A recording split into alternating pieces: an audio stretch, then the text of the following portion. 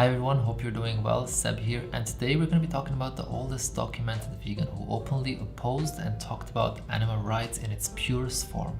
Now, for a lot of you, when you hear the word vegan, you think about when veganism started, you only think about something very recent. You think about the person who coined the term veganism. You think about Donald Watson and others. However, there is one person that has unfortunately gone completely ignored, who I believe is very, very important for our movement, given the amount of work he has done and the way that he has expressed himself about animal rights and veganism. That person is Abulola al-Moarrensis, a Syrian poet and philosopher who was born in the year 973. Make sure to stay until the end of the video, where I'm going to play an amazing poem written by al-Maʿarrī about veganism, the oldest poem I could ever find and the oldest documented vegan we could ever find in history. So for those of you who don't know much about Abulola al-Moarrensis, he was born in December 973 in the town of Ma'arrad in Syria. Despite holding a controversially irreligious worldview and all of his stances and all of his beliefs, he is regarded as one of the greatest classical Arabic poets. At the age of 4, he unfortunately lost sight and he became blind due to smallpox.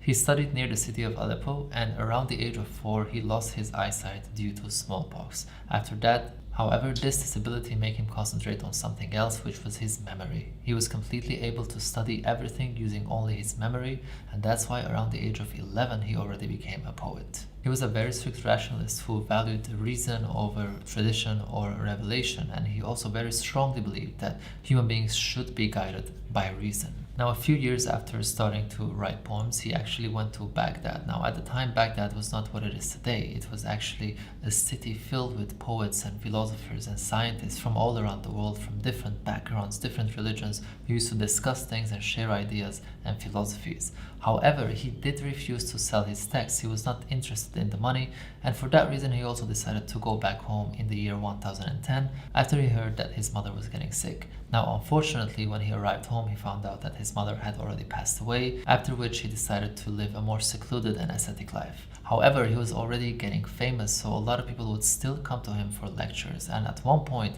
it is said that he had almost 300 students who would come to him to learn more. At this time, he was already so skilled that he would compose all his poems in his head and would dictate to someone else to write it down. Al-Maʿarrī believed in the sanctity of life, urging that no living creature should be harmed, and for that exact reason, at the age of 30, he became a vegan, opposing eating or exploiting animals or any type of violence towards other animals. He was against using any type of animal products, he was against wearing animal skin, and he himself wore wooden shoes as opposed to leather shoes at the time. He described what we call today as carnism, as in non-veganism, a disease of mind and faith. More than 1,000 years ago, Al-Maʿarrī was also an anti-natalist, suggesting that children should not be born to spare them the pain and suffering of life, and for that reason, when they buried him, on his tombstone it said, "This crime was by my father done to me, but never by me to one." Now, in the year 2013, when Islamist groups who were fighting in the civil war in Syria